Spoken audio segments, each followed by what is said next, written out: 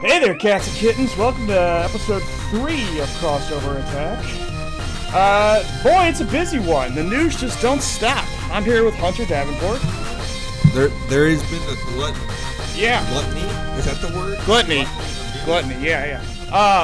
It's like, you and I are both also wrestling fans, and kind of like, the talk of wrestling this year is there's been so much news that shit like the MJF angle feels like it was a year ago. I know. And it's crazy. And games are like the same way now. It's like there's just so much. There's so much.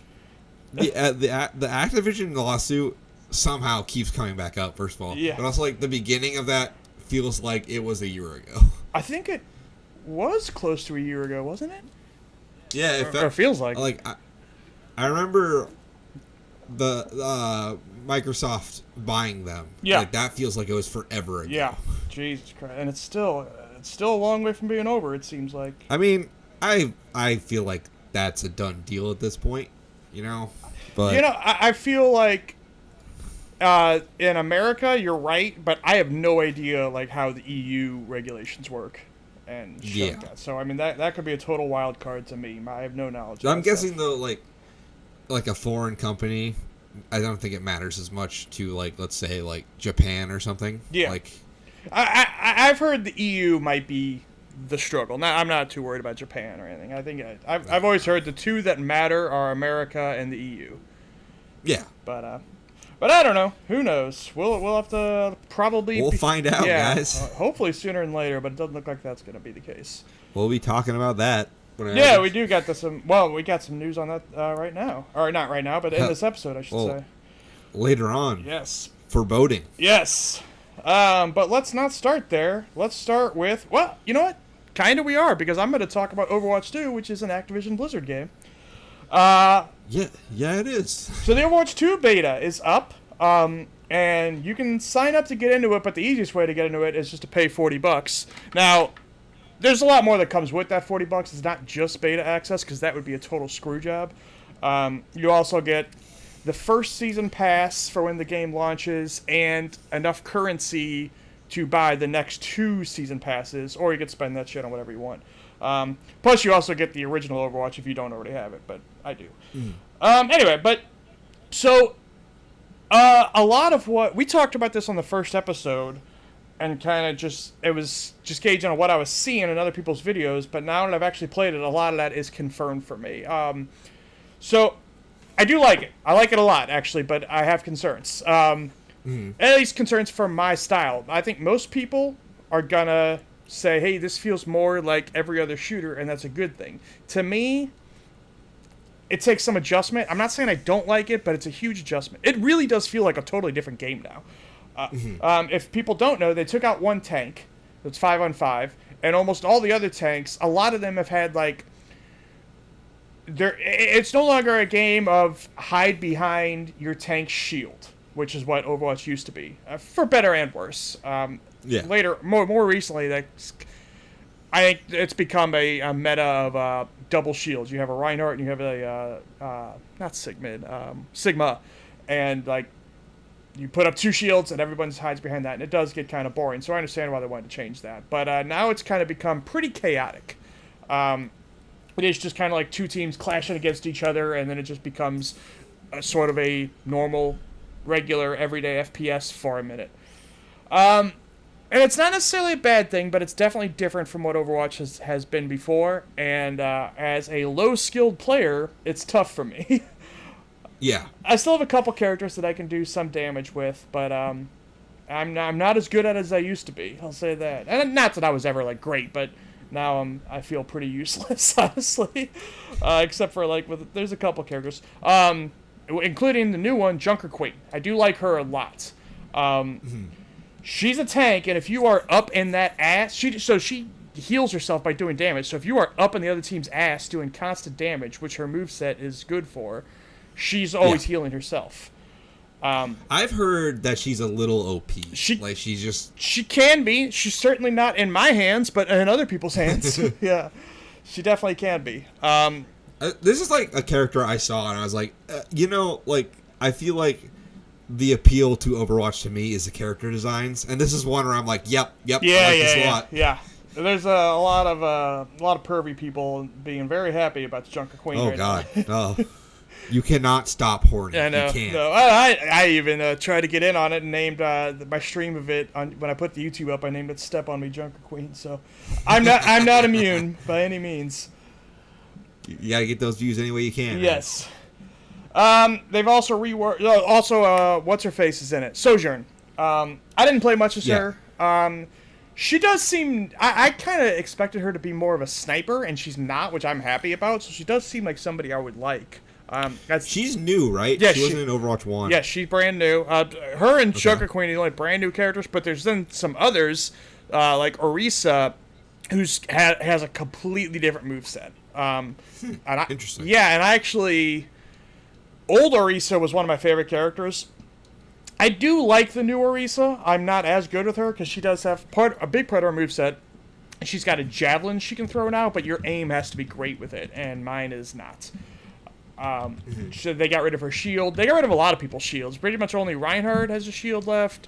Winston does, but it doesn't last for as long as it used to. Sigma still has his, and I think that's it. Interesting. Yeah, I mean, Zarya has her bubbles, and there's some other stuff. But yeah, they're trying to make it more of a fast-paced game. And I think they're succeeding in that. I just don't know if I love that change yet. That honestly, that makes it more appealing to me because I like more kinetic shooters like Titanfall 2. I was big into that, and if it's more offensive and it feels like I don't have to rely on my tank to play the game, I'm definitely more into it. Yeah, well, then it's right up your alley. And I think most people are gonna feel like you. I'm just a weirdo. Yeah, I mean, I get why that meta is satisfying. It's just to me. I like the feeling of being more offensive than defensive. Totally, and if I was more skilled, I would probably feel the same way. I'm just not. It's good to hear that it's promising. Yeah, it's definitely promising. And like I said when we talked about it our first episode, if they deliver on the PvE next year, then I'm totally fine. They can do whatever the hell they want with the PvP because I'm more interested in the Mass Effect 3 style PvE that they promised. Hell yeah. Horde mode. Yes, exactly. I'm so fucking excited for that. And I'm just excited that the content train is back on the rails and it's gonna start up again. Every 9 weeks is a new season. Every other season will rotate between a new character and a new map, and so just this drought will stop.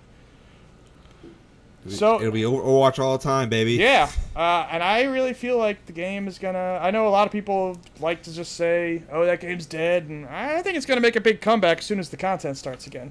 Well, when it pulls me away from multiverses, I'll check it out. Yeah, yeah. God, where the hell is it? I'm ready. I want it. I had a dream last night that I woke up and it launched. I wish that was the case, my man. I know. They I believe they have submitted it to QA and cert, so I think they're just waiting now. I guess we're close. Yeah, we are close. They've said July. They just haven't put a specific date on it yet. I think they're just waiting whenever it comes back from cert. I want a surprise drop. Just lay it on me. That's what I would like to. Now I did get. They just started talking about there's going to be an early access, not even normal early access, but they're going to let some people in early. And if you played the first alpha and you linked your Twitch, then you might be eligible for that, which I did on both. So I'm keeping my fingers crossed. I'm dying for it. I'm definitely hopping in on that and streaming that. Yeah, oh yeah. I'm gonna play that game. That's probably my most played game this year when it ends up. I'm so excited, honestly. I'm a little bummed. They said that clans and guilds and stuff aren't gonna be there on day one, which is gonna. Oh, that's I know for our Facebook group that would be perfect, and when you're playing with people on the same platform you use, doesn't matter because you got a friends list, you can just invite them, but it'd just be easier to get your cross-platform friends on there. But yeah, I mean, you can still add them to your WB friends, but I just can't wait for that game. Honestly, me too. It looks so good. Which of your games do you want to talk about first? I want to talk about Capcom Fighting Collection first because I have the most to say about the other game. We did hit it a little bit last episode, but we did. You barely touched it at that point. Yeah. So I've been playing a bunch of Capcom Fighting Collection. I really like it. It's not anything I would go online and play against other people. But like, I was away last weekend, back home, and I played a good chunk of it, and like, just the arcade modes alone are worth it. It's got all the music and the artwork. It's just worth it. Which platform are you on? I'm on Switch. Okay. And being able to play Darkstalkers on the go and like Puzzle Fighter is like really good. Yeah. It plays really well too. Like there's little like quality of life things where like your special moves are attached to your bump, like your right bumper and like back bumper. And I enjoy it as like a fun, like I'm just gonna play this for like 20 minutes and enjoy. But yeah, definitely if you're into fighting games and you just want something to just like zone out and play, definitely check out the Capcom Fighting Collection. And just play Darkstalkers. More people need to play Darkstalkers. What are the chances of there ever being a new Darkstalkers? Very low, and the reason why is because no one's playing Darkstalkers. I know. And I'm guilty of it too. I mean, I'm not huge into fighting games in general, but I never played Darkstalkers. But it always looked super cool. There is a zombie who plays the electric guitar. Like, yeah, I'm just saying. Hey, doesn't he fold people up into balls and dunk them in a basketball hoop too? Yes, he does. It's amazing. Hell yeah! It's worth it. You know what we really need is it seems like Marvel was a pain in the ass to work with on Capcom vs. Marvel, but Capcom should just make like a Capcom All-Stars game. They have enough characters. And it'd be great. Capcom Fighting Jam? Yeah. Well, yeah. I mean, then they should make it a tag fighter like MVC was. There's a lot of characters that they never included in any of those games. Like nobody from Breath of Fire, nobody from Dragon's Dogma, which I don't think Well, I guess Dragon's Dogma existed in time for Infinite, but they didn't include anybody in there. Yeah, which is strange to me, especially if you're making this new game. Like you want to keep this in like in the minds of people. Yeah. What's his name? Asora's Wrath. He was never in those games. So I mean, they could absolutely do one of those, and I don't know why the hell they haven't.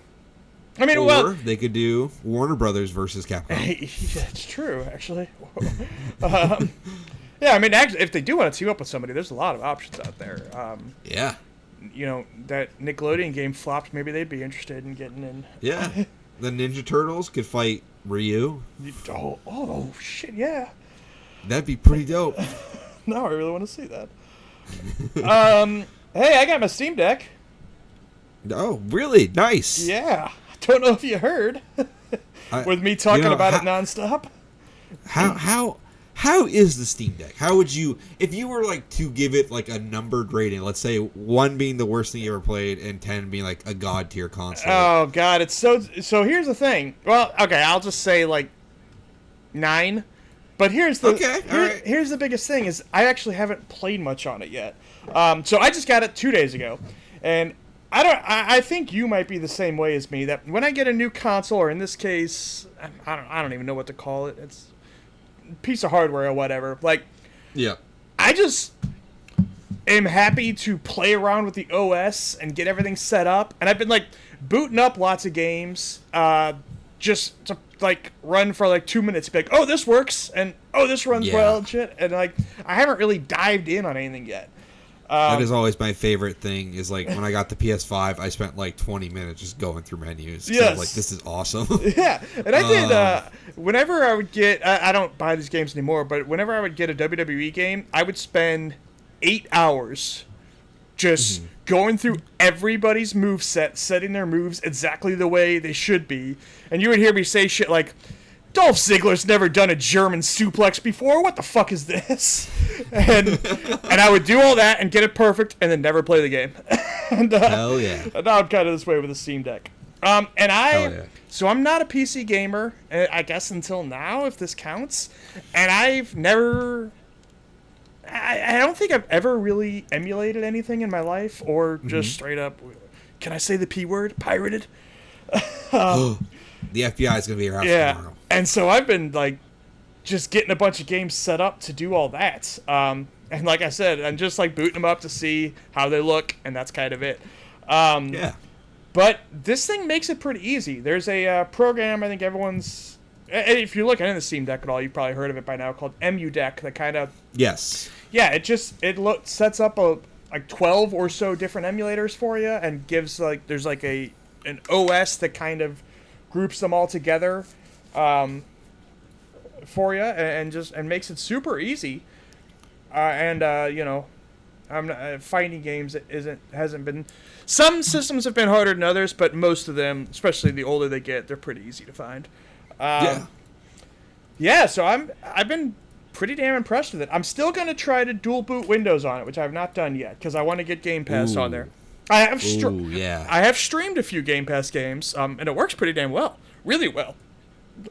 Is it like seamless, or is there latency? Is it... I wouldn't say seamless, but pretty close. Like, I definitely... Right. It didn't bother me. Okay. I'd rather run them natively still. Plus, I also want to get the Epic Game Store on there because I've redeemed a ton of free games from there that I just haven't even dove into because I don't, like I said, I don't play on PC until now. So I definitely want to do the Windows thing, but streaming is like, if you don't want to bother with dual booting, streaming totally works on Game Pass. Interesting. They have a page up. It was a quick Google search. Microsoft does themselves on like step-by-step instructions, and it wasn't too bad. And they even put up like artwork for you to put on your system so you get the right icons in your Steam menus and all that stuff. Mm-hmm. Yeah, it's really cool.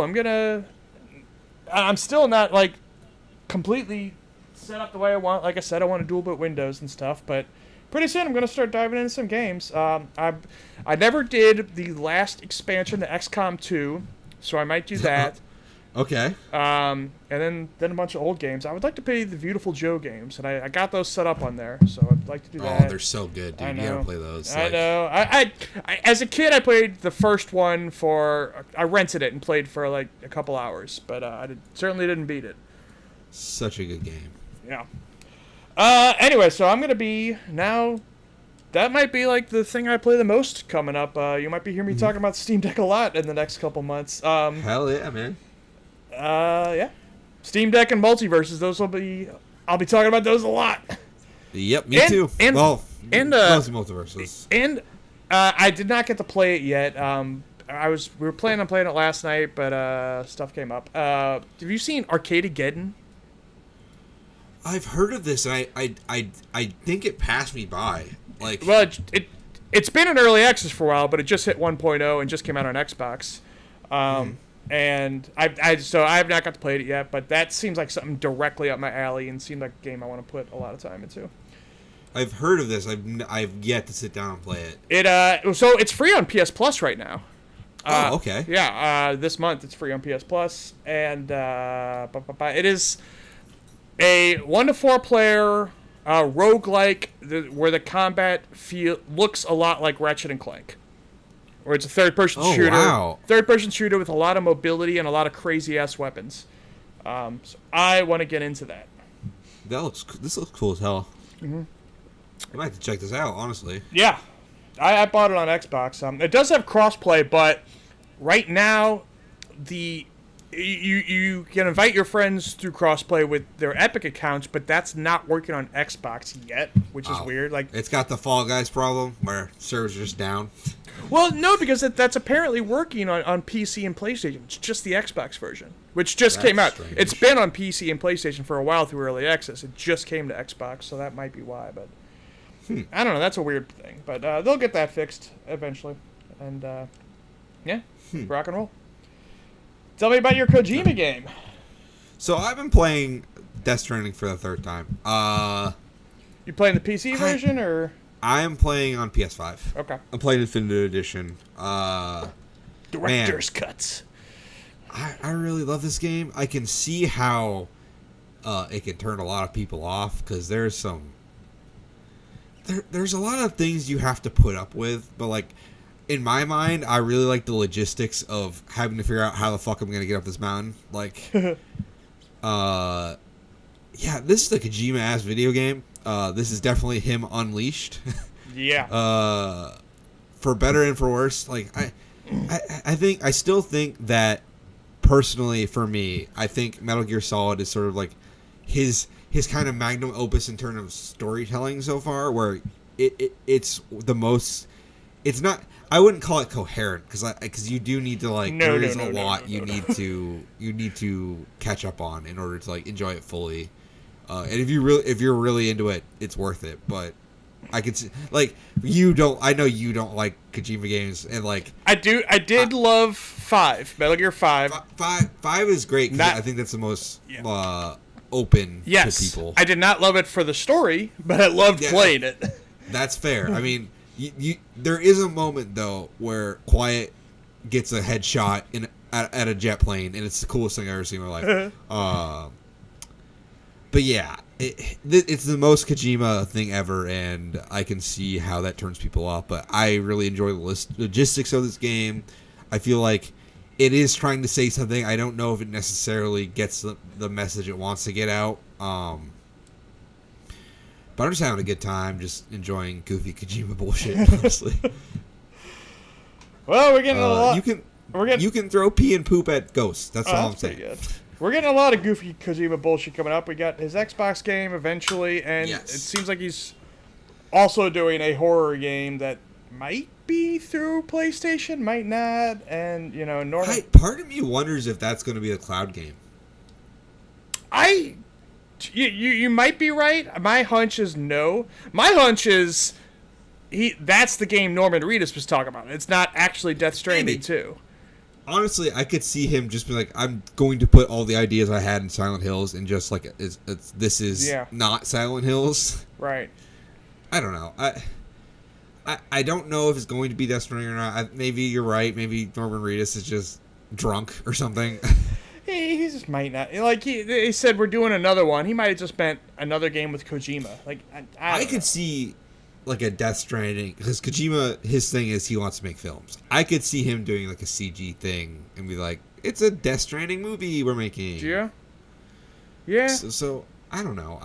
It's hard to tell with him. I know he's working on a PlayStation game. He makes it pretty clear because he posts videos of pictures of him on Instagram of him with a PS5 dev kit. I'm like, okay, we know what you're doing. Sure. Man. Well, I guess my question is that horror game, if it's not the cloud game, I don't think it is that for PlayStation or is it multi-plat? Could be either. I don't know. Because I remember reading a story before the Xbox thing broke where he just did. Before this deal, he just didn't want to port to Xbox. That was his whole thing. He just was he didn't see it the point of it. Oh, I didn't know and that. I think that is that's a very Japanese thing where well, this thing doesn't sell as well here, so why would I put it out on this? Yeah, that's true. And I think the thing now is the reason he's doing that game with them is because of the cloud thing. I think originally that was supposed to be with Stadia, right? This game. Maybe? That's what I read, is that this was going to be a thing he was doing with Stadia, and then that fell apart, and so he moved it over to Xbox. Man, there's not been a bigger fumble of the bag than Stadia.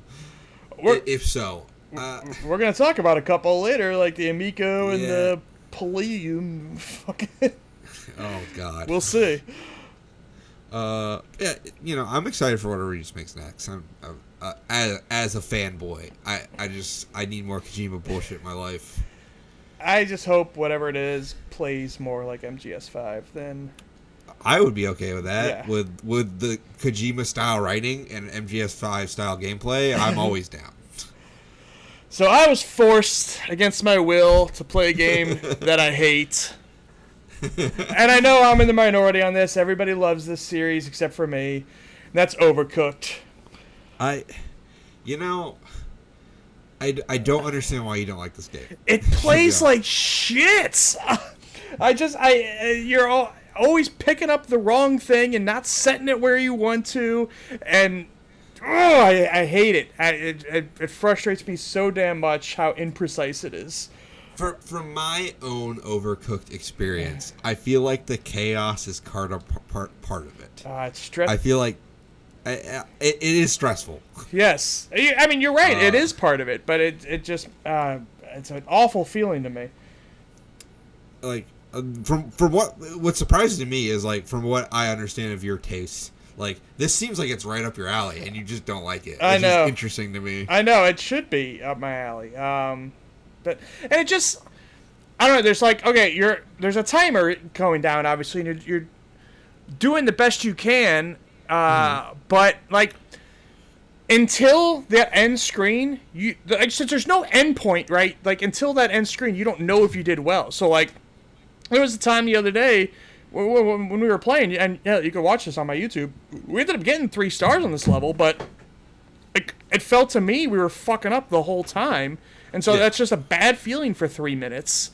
Yeah, it's not fun when like you're stressed out and like everything's going wrong. Right. But I guess what I'm saying is that even though we got 3, like it feels like it's going more wrong than it actually is. We got 3 stars on that level, but I didn't feel like it until that end screen. I felt terrible that whole time we were actually doing it. Mm-hmm. I don't know if I'm explaining that well, but I can't stand it. It's too stressful. It's too imprecise, the controls are, and it just feels like there's no winning there. It feels like it's an impossible situation all the time, which it is. I mean, that's the point, but that doesn't feel good to me. No. Which I can understand that. Yeah. Like if you're not someone who enjoys the chaos of having like grabbing the wrong thing and putting it there, like, oh, I have to fix that, and your co-op partner's fucking up too. Like, it's just it's more. I feel like it's more about the experience and the gameplay, and like the gameplay is like so simplistic, but it's also it's supposed to be chaotic. Yeah, no, it definitely is. I don't know. It doesn't mesh with me. Yeah. The problem is it's like Lisa's favorite game, so every once in a while I gotta play it. Yeah, so you gotta suck it up. I know, and I feel bad because we mostly play the stuff I want to play because I'm more plugged in than she is on a lot of this stuff. So like, a lot of these new games that come out, I have to tell her about, and I get excited about them. And plus, I usually buy them too. we game share together, so. But yeah, I do gotta play it. Gotta make time for what she wants to play too. Absolutely. And most of the time, like, I have fun with them, just not overcooked. Yeah.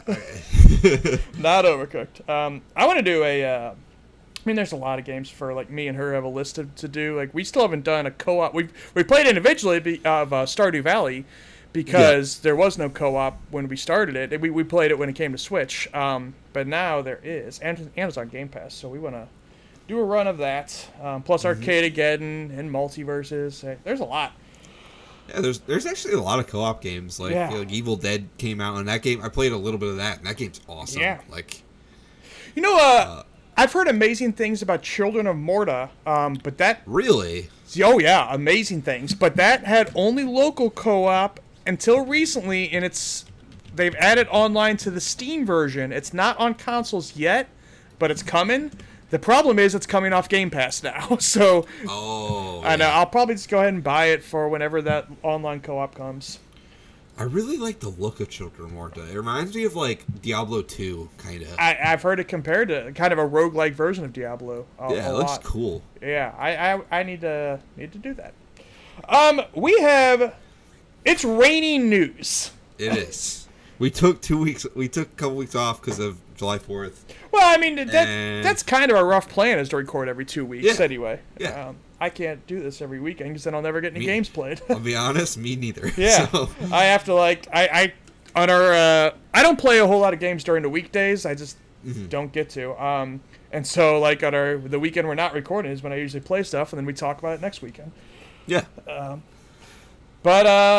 Yeah, and so some of this is, we'll start off with one that it feels old now, but we got to talk about it, the Nintendo Direct third-party showcase. Yeah, honestly, I really enjoyed this. Me too. Like, there were so many things that I saw that I really want to play. I love Persona.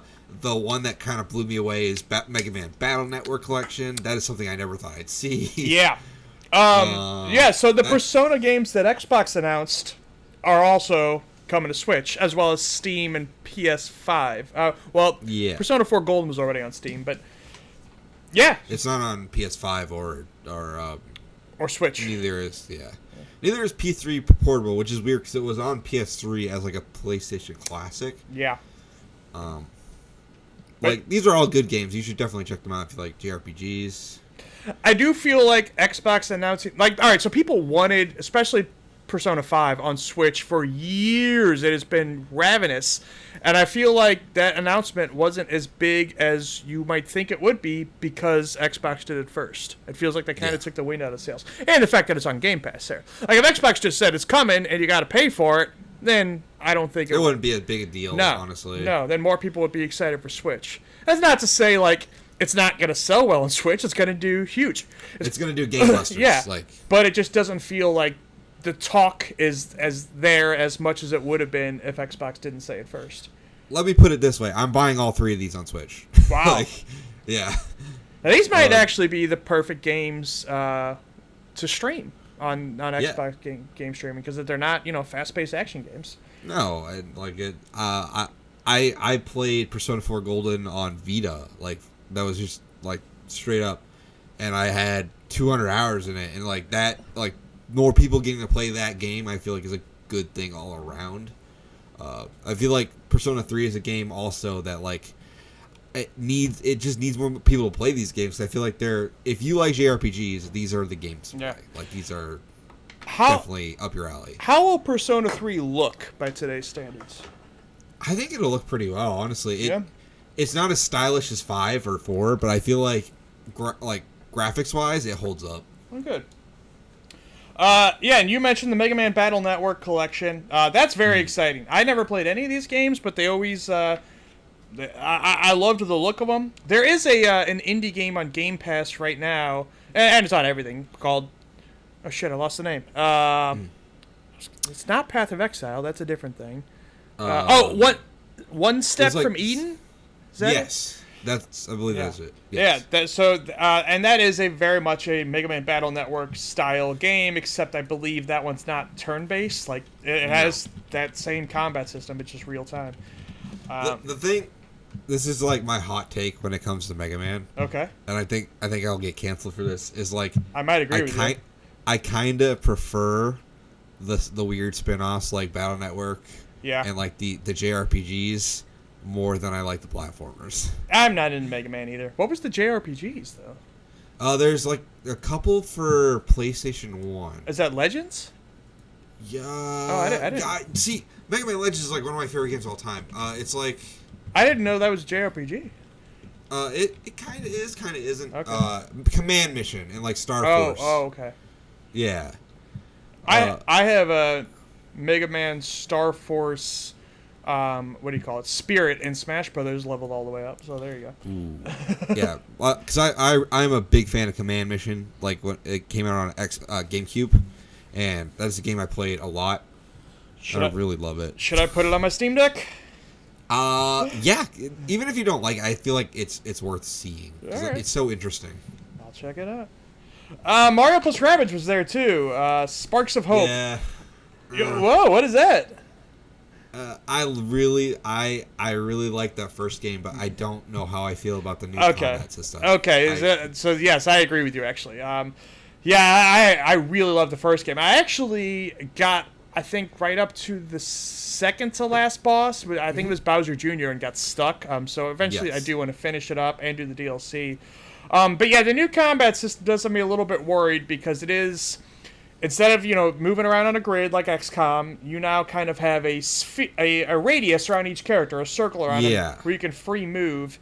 And that makes me feel like every turn is just going to be slide tackle to get in cover and shoot. And it makes me feel like I can be less creative because I had a lot of like weird solutions in the first one. Yes. That I don't know if I can do in this one. Yeah.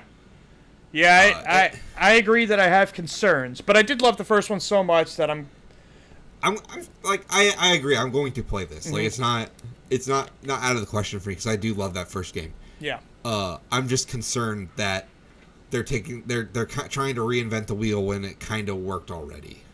Yeah, I agree. I wonder why they did it. There's a lot of turn-based combat games, a lot of not even turn-based, but just like tactics games out there now, grid-based. So yeah, maybe that's why. Maybe they just, I don't know. Maybe the combat was too hardcore for a wide audience on the first one, even though you and I loved it. Maybe it Yeah. turns some people off. I don't know.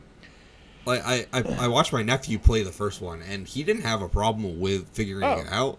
It seems like maybe it's just they felt like since it's a second game, they need to open it up a little bit. And I feel like that's kind of a step in the wrong direction. Yeah, I agree on paper, but I want to believe because they did earn my trust a little bit with that first one. Yeah, I didn't think that first game was be good at all, and I played it and then I loved it. Yeah. So Bowser's playable in this one. Which is that's cool. Yeah, and I actually had an idea, like, before this game was announced, we kind of suspected they were doing a sequel, and my idea was that they should have the 8 heroes from the first game, a new villain comes, and the 8 heroes from the first game get kidnapped, and then Beepo has to go make an unlikely alliance with Bowser Jr., And the Koopalings. No, well, that might have been good too. Morton Jr. But there's too damn many of them, though. I was gonna say that's true. Bowser Jr., King Boo, and was it Petey Piranha? Or no, it was Kamek. Kamek or Petey Piranha. Kamek. Or you could do Wario and Waluigi, and then of course the Rabid versions of those characters too, and play as them. But that's not what they did. But still, we get Bowser. I mean, Bowser's cool enough for me where I'm like, yep, that's what I wanted. So I got a take here. About just some people on Twitter and some of my friends that I love and shit about this direct. Just something that gets under my skin. This thing was only 25 minutes, which is perfect, right? That's great. Yeah, perfect length for me. Honestly. And people are skipping through it, and that drives me absolutely crazy. All right, so each trailer is a max of 2 minutes. We can't let a developer... All right, so if it's a game you've seen before, fair enough. But if it's the first time debuting a game, give them a chance to at least show it and try to impress you. Even if it's not your genre, even if it's not your art style, just say, okay, well, hey, I'll give them the 2 minutes. 2 freaking minutes to let him sell me on it. Development is so damn hard. And developers do not get treated well by their employers or by us, the audience. The least we could do is say, okay, I'll let you show your wares for 2 minutes before I decide to write it off and skip through it. We know discoverability is such a tough problem. It's 25 minutes of a presentation. You could just sit there and take. I think I understand the argument that everyone has different lengths of time that they're available, but to me, I feel like, especially in these directs, if you're already watching the direct, you should watch the whole thing. Yeah. And it just seems rude. I'm just not gonna I'm not faulting anyone for skipping through it, but it is kind of it's only 25 minutes. I know. If you are that pressed for time and you've already started the direct, why even start the direct at that point? And honestly, sometimes trailers... I've seen a lot of trailers for games that are really cool, and I don't even care about the game, to be honest. Yeah, absolutely. And I'm not saying you got to play all these games, but just let them try to sell you. But the Flintlock game, that trailer... if I didn't watch the trailer and then, look up immediately after what the game's about, I wouldn't be into that, probably. But I watched the trailer, and I was like, oh, that looks interesting. There's interesting art stuff in here. Let's see what this is about. And then I, yeah, I'll play that. Yeah. Anyway, let's be better to our developers, I guess, is my only thing. Yeah. And boy, be nice to people. And you know what? Let's go ahead and skip to a different story that's way down here that I wasn't gonna talk about yet, but hell, we can get to it. Where the hell did I go? Here it is. All right, so God of War is out November 9th. Yep. Cool, and not much to say there. But what is the drama that was surrounding this announcement is. Yeah. All right, so Tom Henderson, a reporter and a leaker, if you want to say, with a good track record, he had said, I think it was around the 1st of this month, that, hey, the God of War announcement is coming on the 6th, I think he said it. And that didn't happen. I think it came 2 days later, I want to say. It was when I think it was...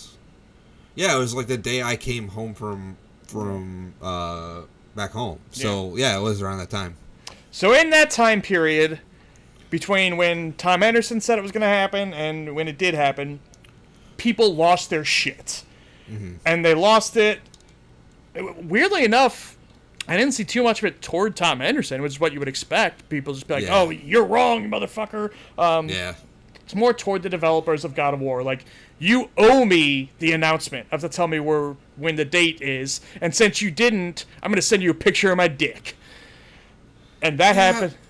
That happened a lot. Some of these kids on Twitter just need... I honestly feel like... And I'm just going to kind of say, I don't condone bullying. But I feel like they need to be, like, set straight. Because, like, some of these kids need to be told to shut the fuck up for the first time in their lives. And also, Ron Gilbert, legendary game developer, who's now working on Monkey Island. Is it Return to Monkey Island? Is that Return what it's called? to Monkey Island. Yeah. Which, by the way, if you have not seen, definitely check that out. Cause that was part goddamn, that was part of the Nintendo Direct. It looks great. Like it. That is. I need to play that first Monkey Island game now because I really want to get in on this. It is. Well, I mean, you can play it on PC, but also they did a remaster on 360, and it is backwards compatible. Ooh. But I think that's also on PC also. But anyway, so this new Monkey Island has a drastically different art style than the other ones. Oh, it's honestly, I look at that and I think it's beautiful. Like it's cool looking. I think it looks, I agree, and it looks a lot like Guacamelee to me. But old school Monkey Island fans are not happy, and they were really shitty to Ron Gilbert. And Ron Gilbert said, "You know what? I'm not going to tweet about this game anymore. He had a blog. I'm not going to write anymore about making this game. I'm just going to shut up and make it, and fuck you fans. I'm not talking to you anymore." Yeah, I don't blame him, honestly. Yeah. Ron Gilbert's a goddamn legend. Can we not treat all our developers a little bit better? He made this game that you all love so much that you sent dick pics. Like, I know.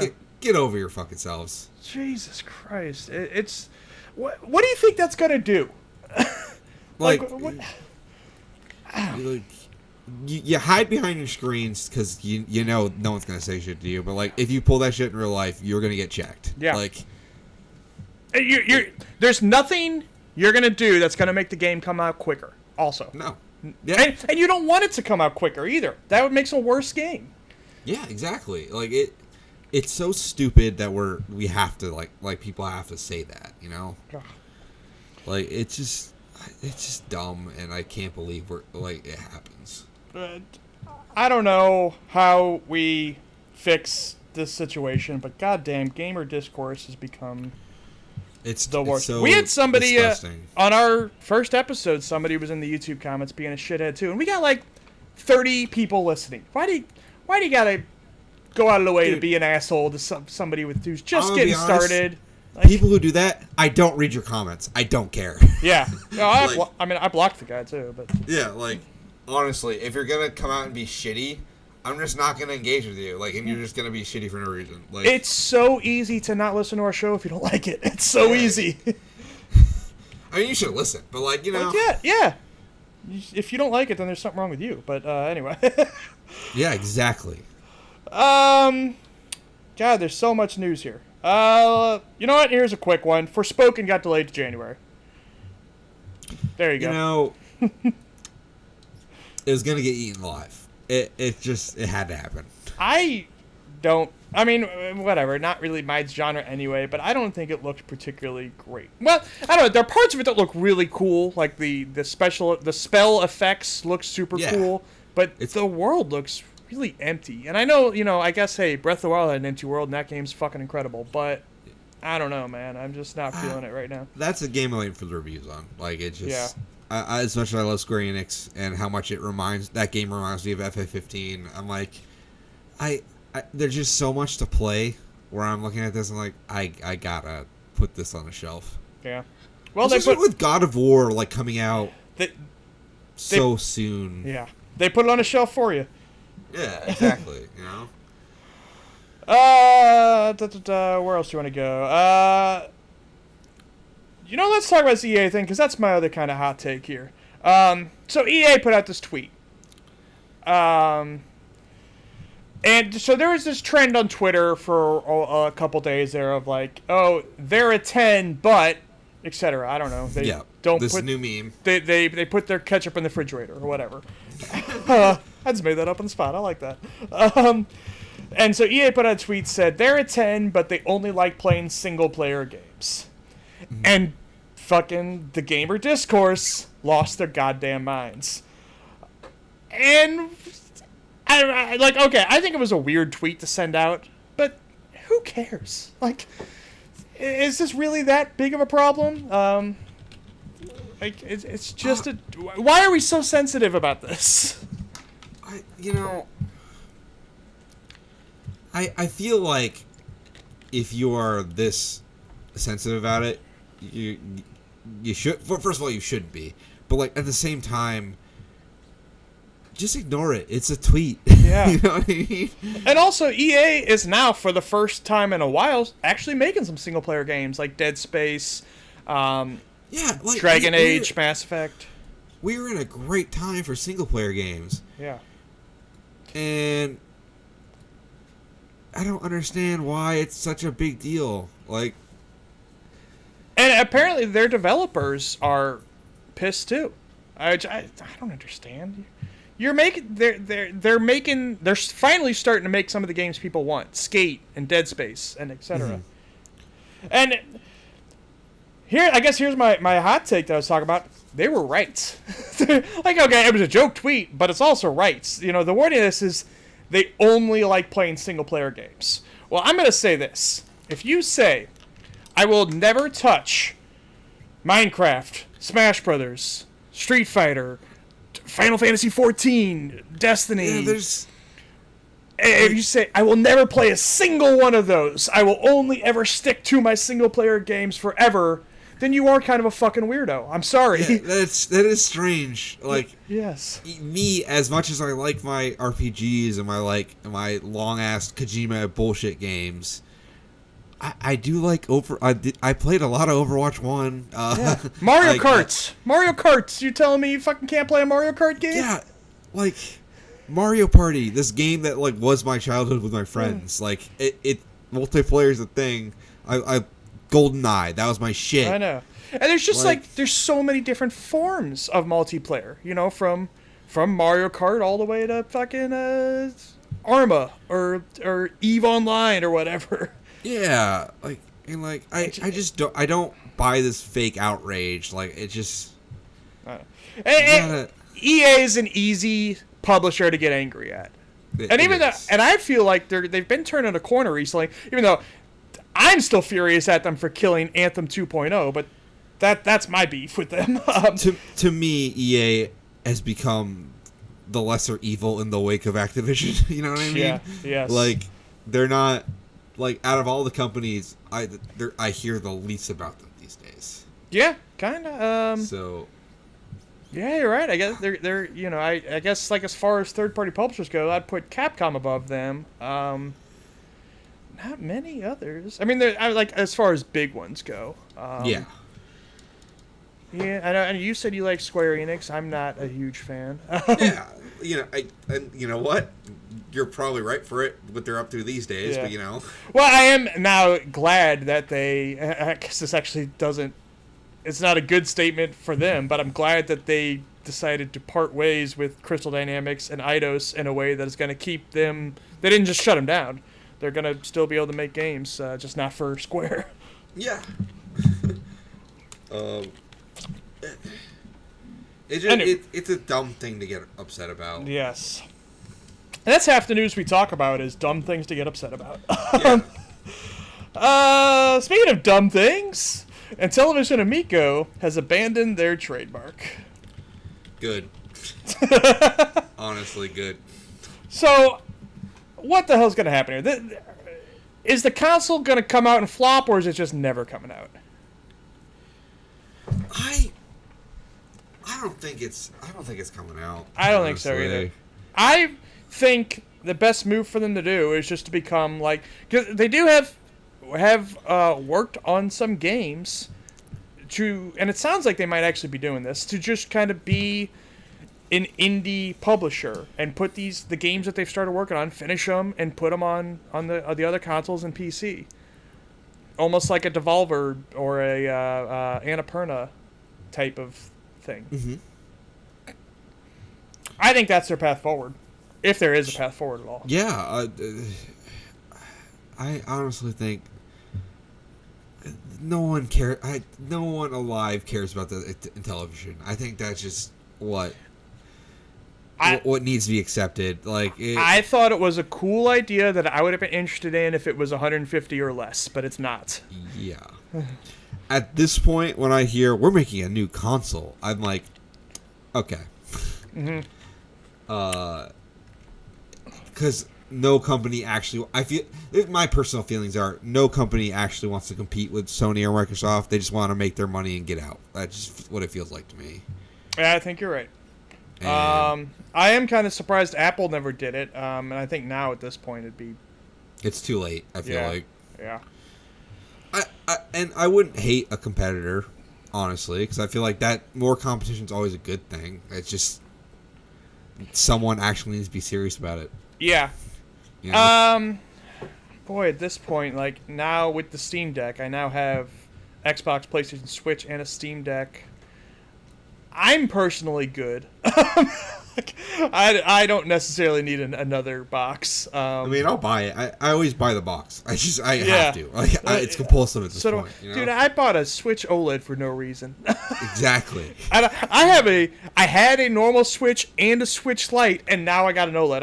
I sold the normal Switch after that, but goddamn, I don't need all this. Yeah. But like, it's compulsion at this point. They got me by the balls. I'll buy them every time. Well, how about a Polium? Nope. I know you're asking, and no. So this thing, I'm probably not pronouncing that right. Polium? Whatever. It's apparently named after a ancient Greek town. So fucking great. So this is the first Web 3 console that they've announced. And they're on Twitter making an ass of themselves already. Web3, if you don't know. All right, so I'm not an expert on this stuff at all, but it's very much tied into NFTs and crypto, is my understanding. Go ahead. It's a thing. Yeah. They, I'm trying to pull up their Twitter now because I wanted to pull up some of their hot takes here. A multi-chain console for Web3 gaming. What the fuck does that mean? But people were kind of tweeting at them. People just ripping them to shreds mostly, and asking. Oh, they actually have some. Oh no, they don't have some games. Never mind, I was lying. Kind of, hey, what's the point of this thing? And they. Oh boy, they haven't tweeted now in 5 days. They said the point is. Boy, I wish I could find the specific thing. Wait, you know what? I know a way to find it. I'm sorry. You go ahead and talk. This thing, it's just not... I'm going to be real with y'all. This is never coming out. Yeah, that's it. The NFT market is tanked. I feel like Elon Musk kind of poisoned the water for NFTs and with this Dogecoin shit. Mm-hmm. And also, NFT bros kind of dorks. And I hate them. Yeah, this is so stupid. Any company still making NFTs at this point I feel like you're just hopping in the boat to die. Like you're marching off. You're all dodos marching off the cliff. Like GameStop tried it and now their CFO is gone. Yeah, we're gonna talk about that too in a little bit. Yeah, we'll get into that. But man, it's not good. I had it. Oh, here we go. Okay. So somebody tweeted them about, hey, you're the next Ouya, blah, blah. They said, the Ouya failed because there wasn't a market need. You had Stadia and mobile apps. Stadia was not around when Ouya launched, by the way, but that's besides the point. The Polium 1, which, okay, that's the name of the actual console, Polium 1. I think you said, before we went on the air, you'd said that, and I wasn't sure, but yeah, you're right. Polium 1, which Polium sounds 1, like... Yeah. Will be an entire new console that focuses only on Web3. No more multiple wallets or visiting multiple sites just to play a game. What Is that a problem right now? I don't think it is. No. Which game do you have to visit multiple sites to play? I got one wallet, and it's in my pocket. I just don't understand. They had said, I want to make sure I got this right because I had heard conflicting information on this, but I believe they said they wanted to come out in November of this year. Which, fucking what are you talking about? That is... Good luck. Also, they stole the GameCube logo. Forgot about that part, too. Oh, yeah. That's important. It looks like they've changed it now slightly, so the GameCube logo is gone. But there was a while they had the GameCube logo. Mm-hmm. They have announced no games. It seems like they're saying that they're still in negotiations for them, which if you're coming out in November, fucking... I want to make sure they meant November this year and not next year, because if they really are saying estimated date November 2022... Oh, that console's dead. What are you talking about? Dead in the water. It is so dead in the water. There's absolutely no way that thing will sell. We are currently in talks with Web3 Game Studios. We will announce games on our Discord. Oh my goodness. Wow. Yeah, so this is a scam. Alright, well actually, let me ask you this. Do you think right now, in their heads, they're going to put this out, or are they just flat out trying to scam people? Knowing what's going on in like the NFT sphere right now, it feels like a scam. Like I honestly feel like this is a rug pull. I know. I hate to like. I want to believe that, hey, even if it's a stupid idea, that people have the best intentions, but I don't see how. Yeah, I look at this thing and I don't think there's any shot of this thing actually doing anything of value. No. I don't know. There's just no need for it. And it doesn't really say anything that they're doing that people actually want. So fuck them. Let's move on. You had mentioned GameStop. Sad news. So yeah, the CFO left or got fired or. It sounded like he was asked to resign. That's my understanding. I could be wrong. And there's massive layoffs across both GameStop and Game Informer. A bunch of actually former Game Informer staff were tweeting that, hey, I'm gone. And the ones who are still there seem very upset, and I wouldn't be surprised if a bunch of them are looking for other positions right now. Yeah. I'd be getting out of there if I could. I would be too. It sucks. Yeah. It sucks. There's no other way to put it. It feels like even with digital games, being the more prominent way at this point, which they are, there's been information about that now, that digital games are outselling physical games. I feel like there was a path forward to GameStop. And they've just, every time they've had an opportunity to make a shift, it feels like there have been multiple times where we've heard, hey, they're gonna start doing this, and it feels like, hey, that seems like a good idea to kind of almost make their shops more like, I don't know, hangouts or whatever. And it just kind of, nothing ever comes of it. And I don't know if I know Reggie got in there for a while and then he left because he said like they're not willing to make changes. Yep. And I at this point, it might be too late. Even if they did those things now, I don't know, man. I feel like the brand is so dead with negative feelings. Like, it was a meme for a little while, but like now it seems like the feeling towards GameStop is like so negative that they can't pull out. Like, it's over. Like, yeah, it's a shame because like even when it was that meme, I thought. So, I mean, certainly some of it was deserved, as I had talked about all the changes they didn't make. But hey, GameStop was vital to me growing up, and I feel like some of the hate on it was overblown. Like, I know some people get mad because, hey, I went in there and they tried to get me to pre-order something. Well, I mean, that's kind of their thing, right? You can just say no. Yeah. I played almost every PlayStation 2 game thanks to GameStop's return policy. So thank you for that. Yes.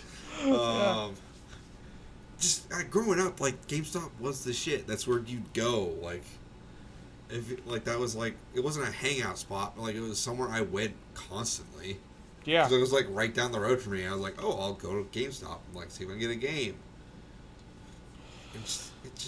It's sad to see it go for that reason. But like I'm looking at this, I'm like, it was gonna happen.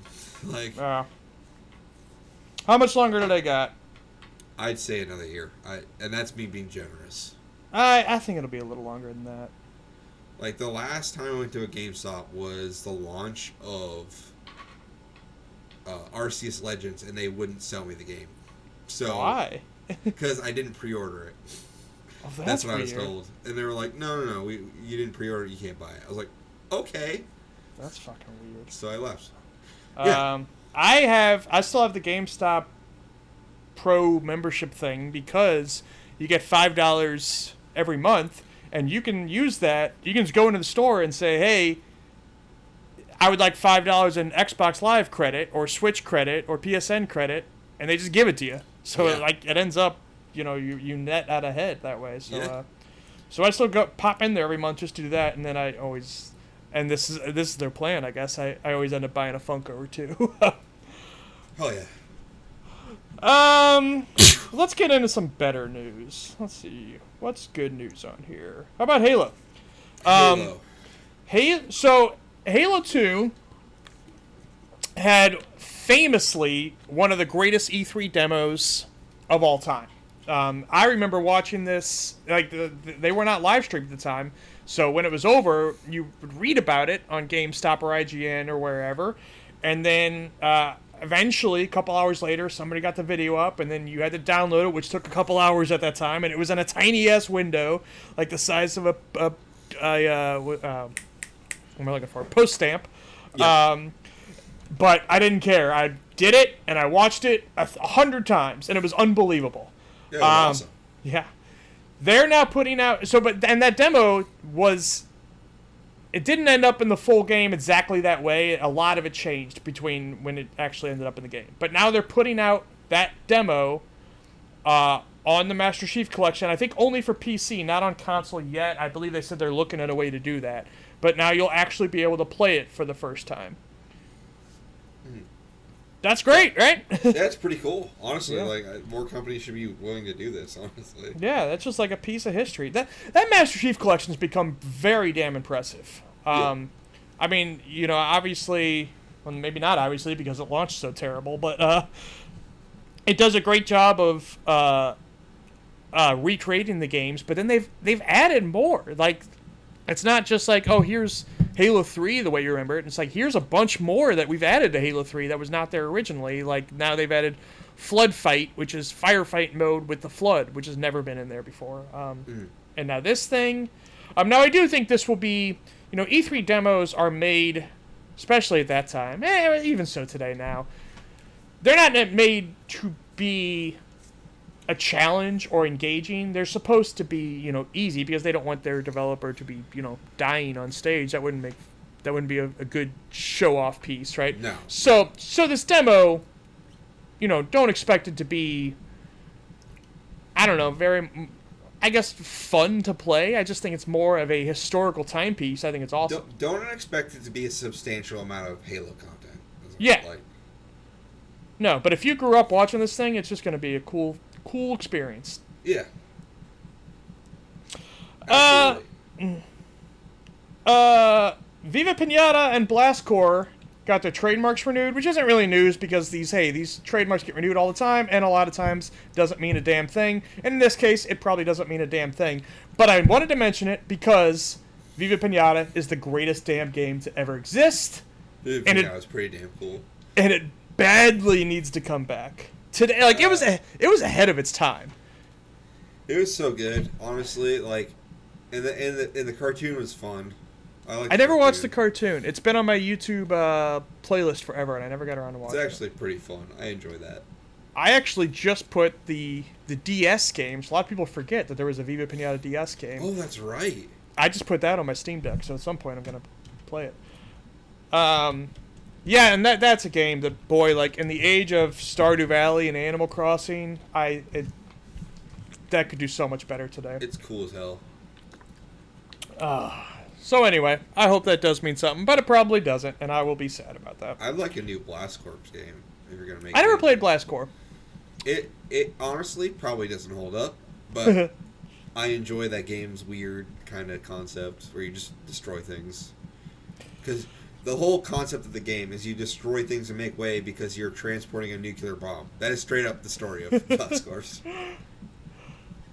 The Communication Workers of America, which is a big union, as I understand it, sent a letter to the FCC saying, hey, we now support Microsoft's bid to buy Activision Blizzard. We would like you to approve this. Wow.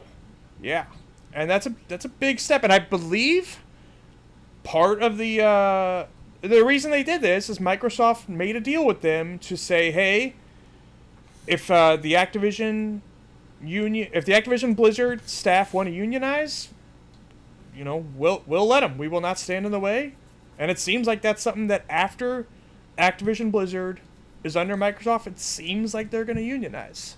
This seems like the easiest layup of all time. Yeah. Like the thing that would like put Phil Spencer onto like God tier, I feel like is just publicly firing Bobby Kotick. Well, yes, that too.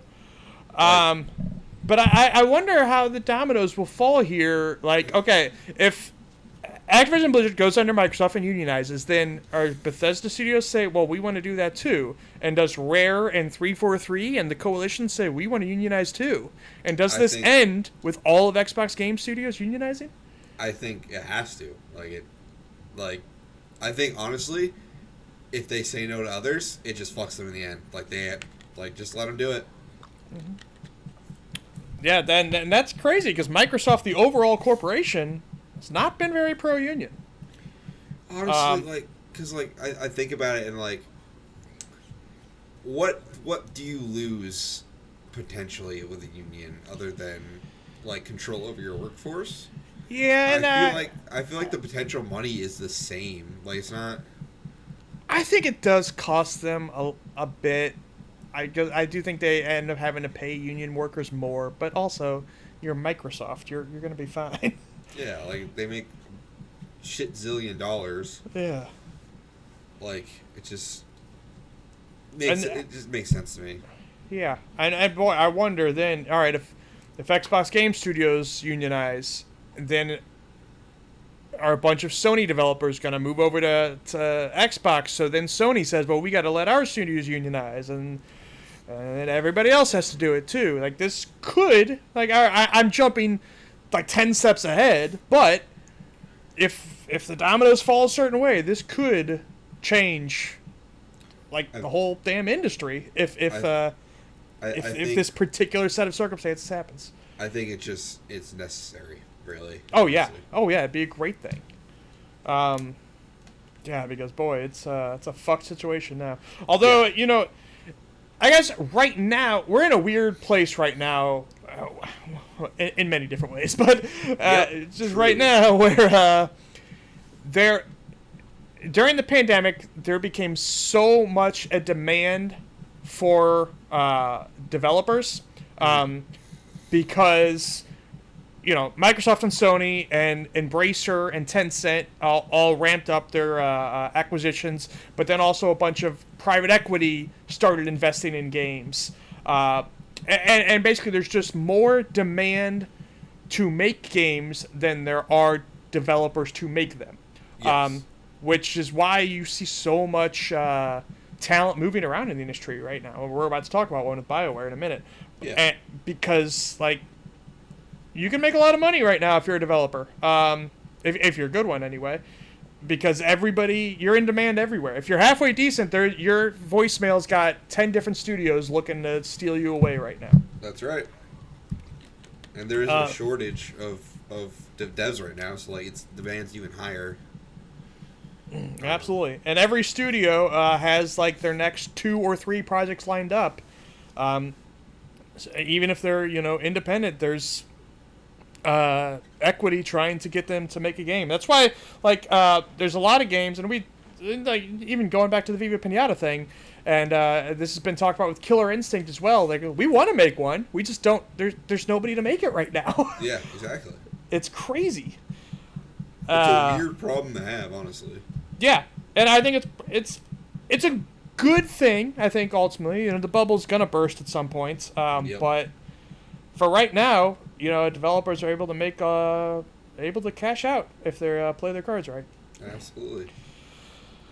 Speaking of talent moving around, Mary DeMarle.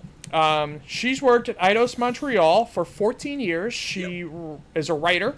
She wrote Deus Ex and Guardians of the Galaxy. Now she's moving over to BioWare to be senior narrative director on Mass Effect. Okay, this is the best thing they could have done. Yeah. Did not play the Guardians game, but people rave about that story and the writing of that game. It is one of the best written games I've played in, I'd say, years. Yeah. That game is great. I know you got your feelings about it not being co-op, but like as like a single player like narrative experience, that is a must play if you enjoy good writing. Yeah, what I was gonna say is, I think enough time's faded. I need to let my rage go, and I need to just play it, especially because it's on Game Pass, and I love Marvel. So yes, I did, and I just saw Thor, which had the Guardians in it for a little while, so I'm kind of in the mood for it. I need to just do it. Yeah, absolutely. How long is it? I'd say it's the perfect length. It's got to be like 20 hours. Okay.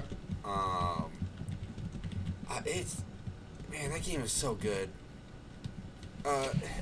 Deus Ex is well written too. It is, and I love the Deus Ex games. Mm. It's just, they needed a good writer for the next Mass Effect. Yes. That's gonna be a challenge because, like, I don't know how you do after Mass Effect 3 and the way that ended. I mean, every ending was a little different, but by and large, I don't know how you carry that story forward especially if they're planning on bringing in people's saves from Mass Effect 3. Yeah. There's a lot of things to address. I don't think they can. Like, how do you do that at this point? I mean, it does end on a place where you could reasonably assume that there is places to go. But not if you're going to bring in everybody's choices. Right. Like, that's a impossible starting point. The only thing I can think of is this game takes place 100 years in the future. Like, I think it does. I think so. We've seen Liara and Asari live for hundreds of years. Yeah.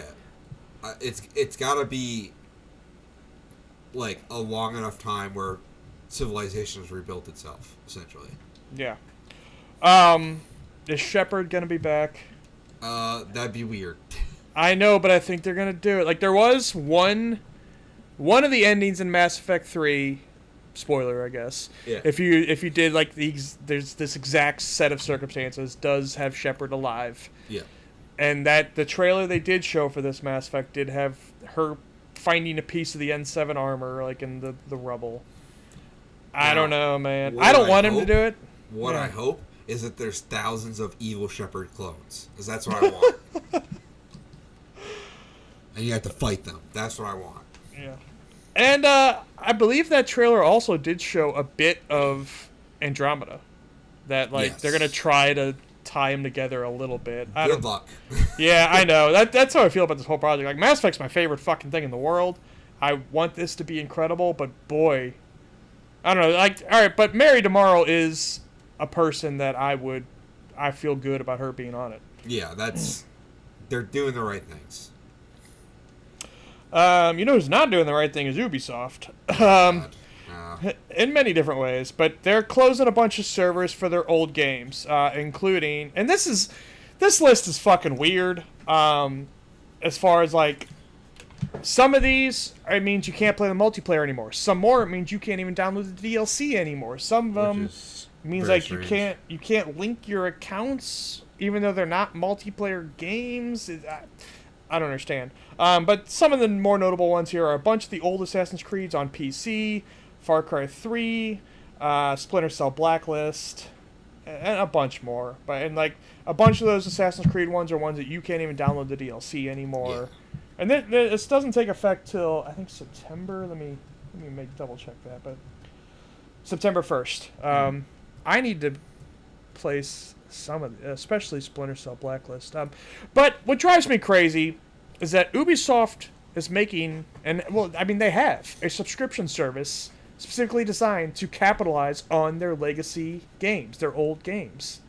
Like they found a way to monetize that, and now they're cutting their servers off at the knees by doing this. Mm-hmm. It'd be one thing if these were old games, but I don't know. I just think them having a subscription makes this weird. It is very strange Yeah. to me. I get it. Some of these games you can't even play the multiplayer, but when locking people out of DLC is so weird. Like it's just like why that? Yeah. And actually, I just remembered before we recorded, we were talking about, wasn't there a storyline I missed? And I just remembered what it was.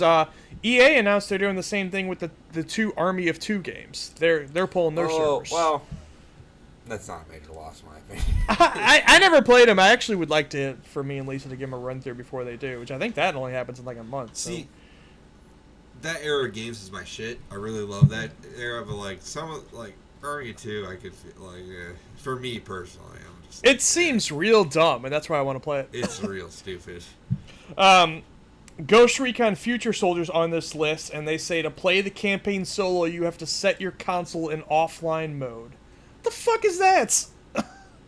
Well, you turn the servers off, it doesn't matter anymore, I guess. Yeah. No, but that campaign can be played co-op, but Yes. I guess. I ran through that campaign with my little brother, like, way back. How was it? I don't remember it. But I remember playing it. Sounds awesome. Yeah. But you can't even play it single player anymore unless you turn your console offline. That's so fucking weird. This list is bizarre. I just don't understand, I guess. No. I am not Ubisoft. I will not pretend to know what's going on there, but goddamn, guys, get your shit together. Well, Ubisoft is getting their shit together with Skull and Bones, or are they? But anyway, that game's finally coming out.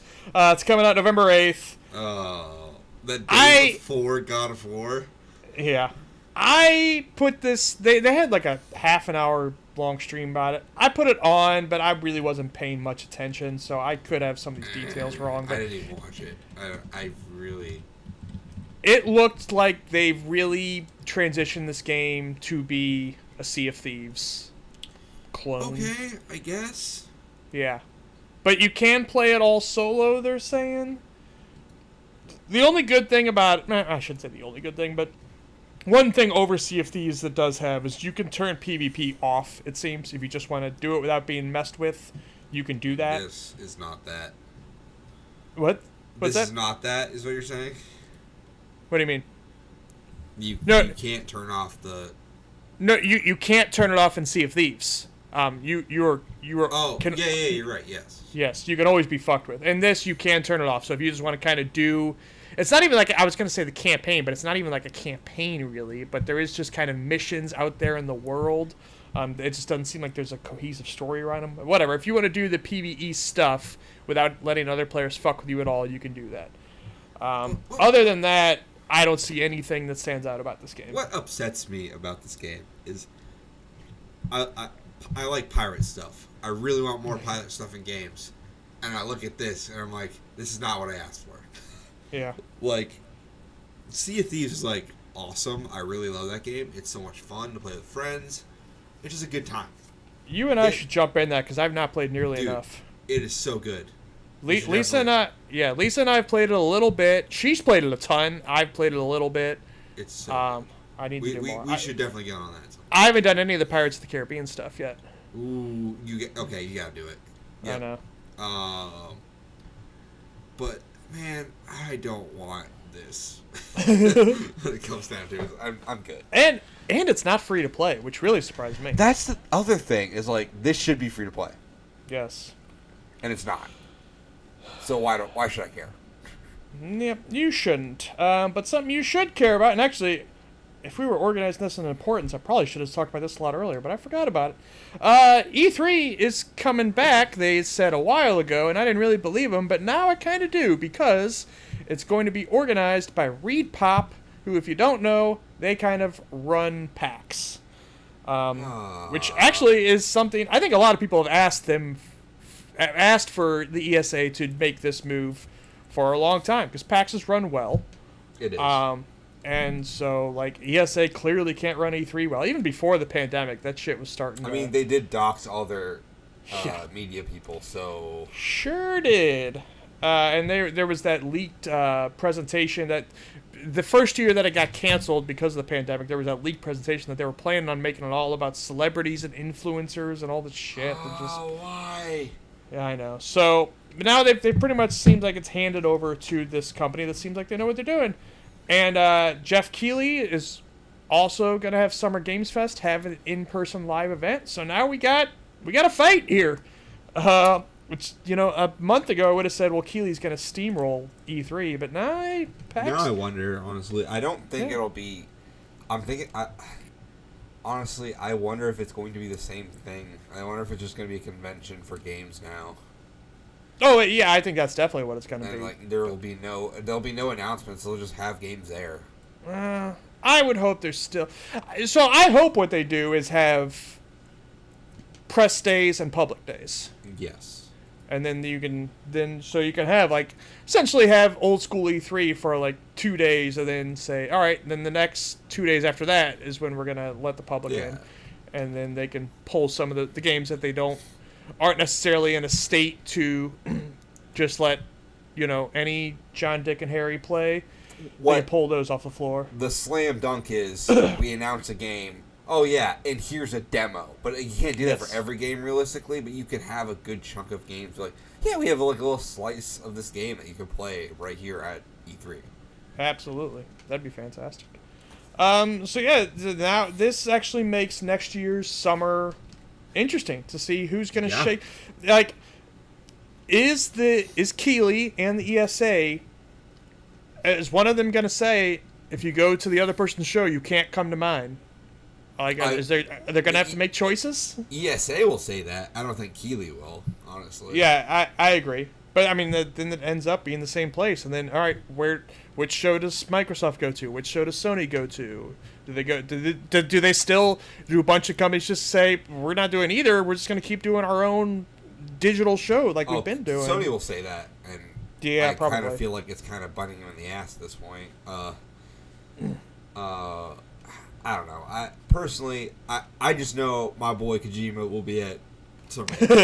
Well, yes, that's for damn sure. Kicking it back. I'm rooting for Keighley's show. I am too. I enjoyed it.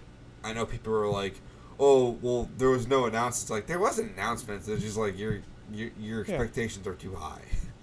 Yeah, and what do you want me to announce right now? Like we're everything's announced and coming out. Like it's just, right. And he, no matter what you think of the content, the Summer Games Fest and Game Awards are well-run shows. Yeah, they are, and it's entertaining. It's fun. Yeah, and I think I'm sure. Look, I know he likes to make money, but I also think he does it for the love of it. I think there's a balance there. Keighley generally likes video games. I think that's what it is. Yeah. Like, and the ESA likes money. That's what they like. Yes. Speaking of money, Bungie and NetEase are making a version of Destiny for mobile. Damn, R.A.P. your wallet, man. Yeah, I know. And it seems like it's not just going to be... They're not just porting Destiny 2 over to mobile. This is going to be a from-the-ground-up thing, sort of like Diablo Immortal. New Destiny game's coming out, actually. That's pretty interesting. Yeah. And if it in any way ties into Destiny 2, like, hey, play the mobile game and you get shit for Destiny 2, then I am screwed. I'm done for. Interesting. This makes me wonder if, like, that new IP that Bungie's making, supposedly. Mm-hmm. Project... I forget the project. What is that?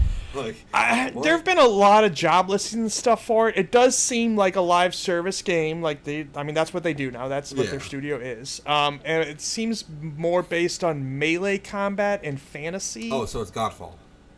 Yeah, well, could very well be. Yeah, and I don't know. I wonder how. So this deal, the NetEase and Bungie deal, was made before Sony bought. Yeah. Bungie. I guess Sony doesn't own them yet. Is that finalized? I don't think it is. It hasn't been a year yet. Yeah. So, so that's still coming, and I don't know, but I mean, but it seems like Bungie's gonna have quite a lot of independence though. So I guess Sony can't really, even if they wanted to say shit about it, they can't really. I mean, it's just more money in Bungie's pocket, really. Yeah. More money for them to make games. So hey. More Destiny. Yeah. I at some point I've kind of outlined a Destiny video I want to do.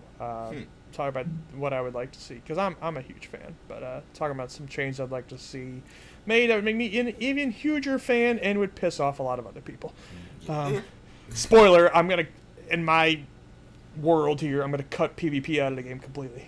Oh, now I don't know if is there really that big of a like Destiny PvP. I don't think there is, but the ones that are pretty vocal about it. Because, like, I think about that game. I don't think about the PvP. It's bad. It's bad in that game. Like, I played a couple rounds of it, and it's like, okay, you made a half-baked shooter. Yeah. And it doesn't really work well. And just with the way loot works in that game and the way the classes work in that game, I think balancing it is just impossible. Well, they should have just made Halo multiplayer in Destiny. That's what they should have done. Yeah. And it would have Well, awesome. I think there's a way. What I think should happen. Okay, and I'm. This was going to be a lot was in my video, and it still will be someday. But so you played Witch Queen, right? Not yet. I haven't really been available to play Destiny. Okay. Well, they've given the powers of the light to Hive. There's Hive Guardians now, essentially, who have our abilities. There's ones who can throw shields at you. There's ones that can shoot lightning. I thought you meant like a playable race. So like, whoa, that's cool. But No. But and they are crazy to fight or whatever. I think they should change the Crucible now to one team of human guardians and one team of AI Hive light bearers. Okay. Now it would take some adjustments. They'd have to do some work. Like some of them are too damn big to fit through the hallways on Crucible maps. So they have to shrink them down and stuff. And yeah. But whatever. And I'll get into more details on a video eventually that I'm gonna do. But that's the way I would handle it. Yeah. GTA 4 and the original Red Dead Redemption were planned to get remakes, and due to the reception of the GTA collection that they did, and due to GTA 6, I think, just needing a lot of more manpower, they have canceled those. That sucks. I really like these games, and I'm kind of sad to see them not get remade, but also after playing the definitive edition, I'm kind of glad. All right. The definitive edition is, I hear, in a good state now, but boy, that was a disaster. That was. For a while. I played it day one, and oh boy. Yeah. What sucks is I love San Andreas. It's like one of my favorite games of all time. It's just a great game. I like Vice City. Vice City's also great. And, like, I was so excited to play these games again, and then they did this, and I was like, why? You had such goodwill, and you pissed it down the drain immediately. Yeah, they put their mobile developers on it. It's just, man. It seems like they were going to do... I think it seems like they were going to put those mobile developers on these remakes, too. For GTA 4 and Red Dead.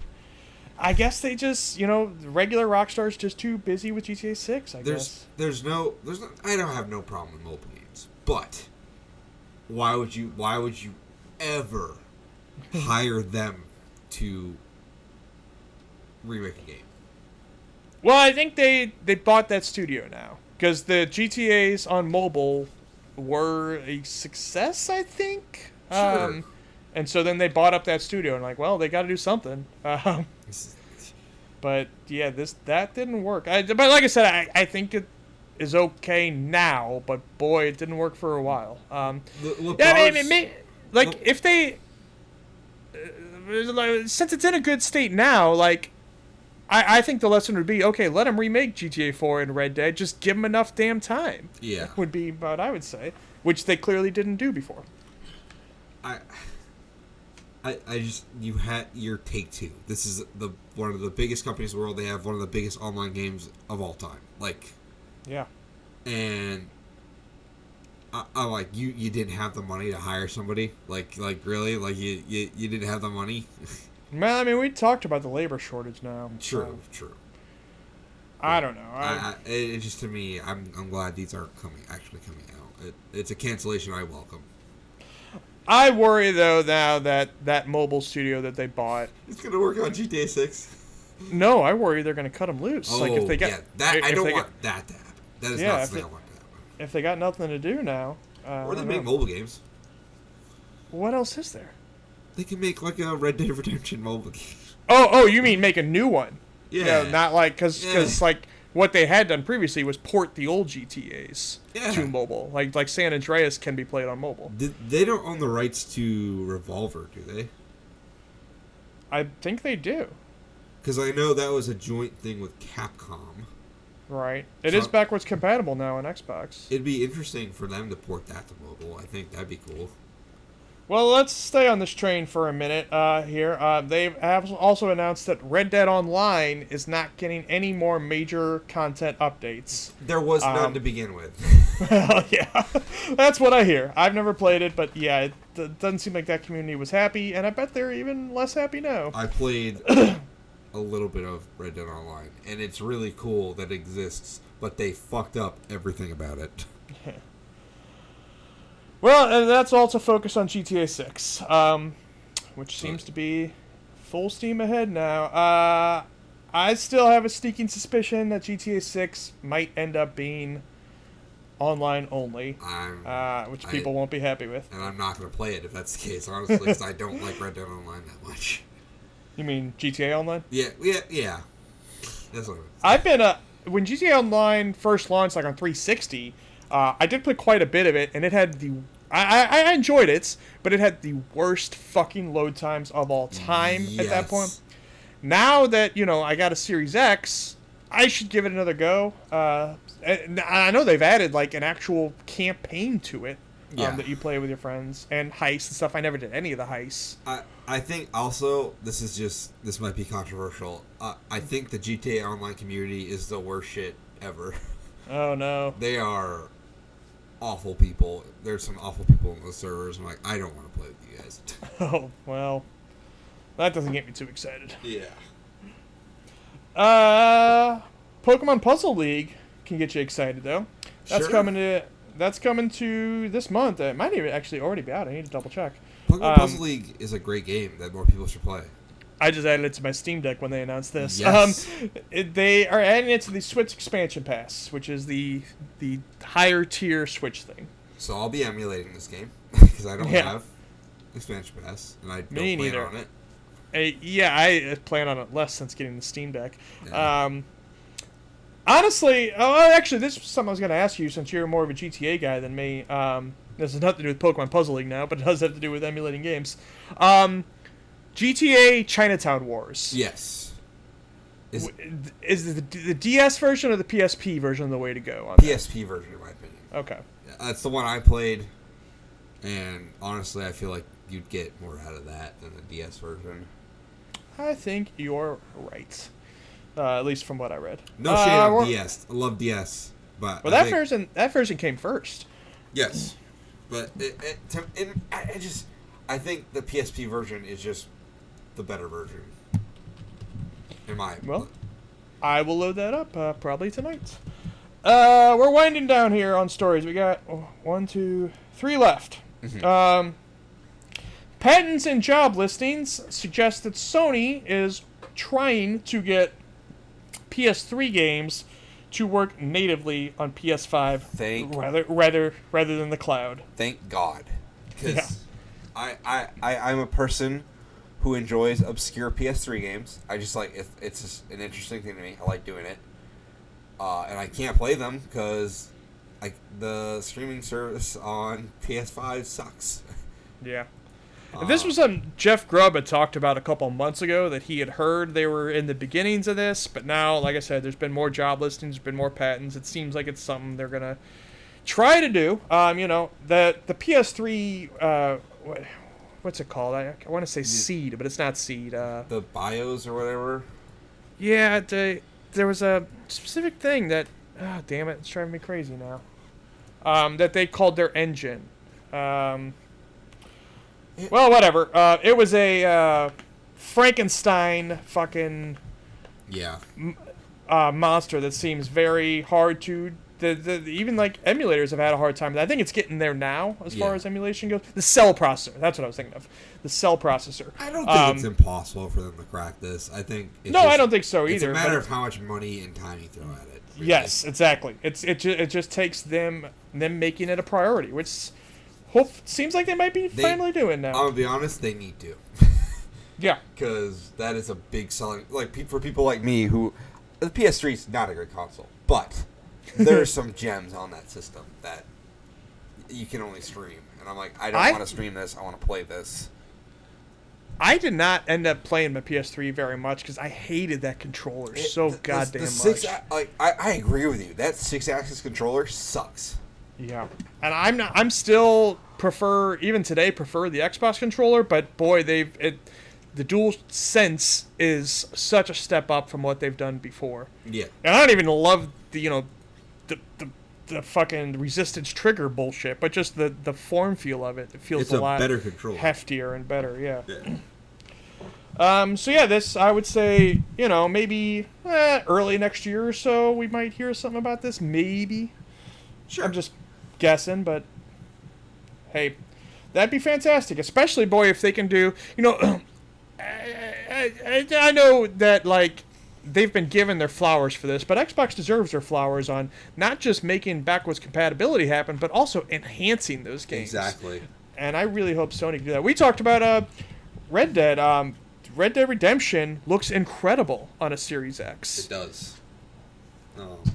It's a beautiful game, and like they made it look good, like still. Yeah.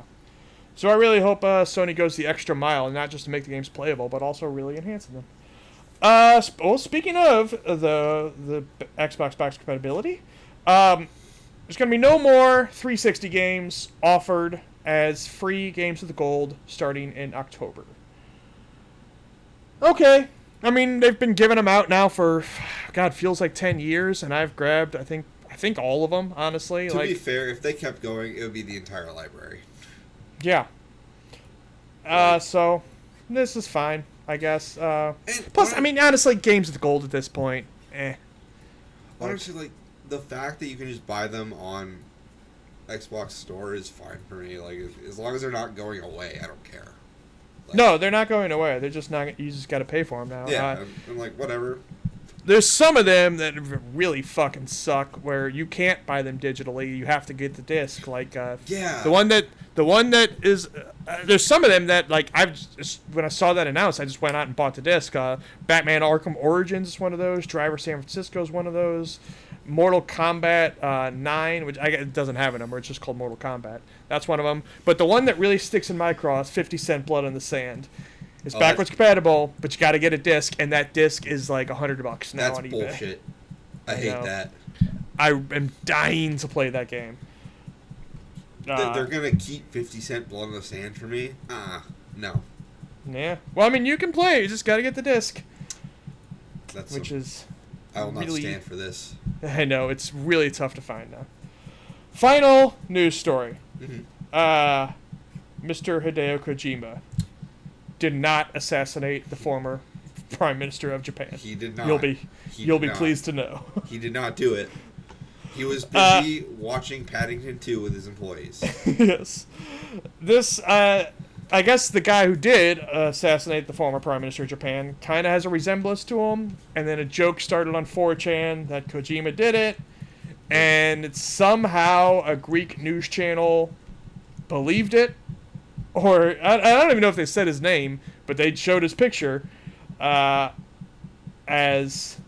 the guy who did it. And also, update to the story.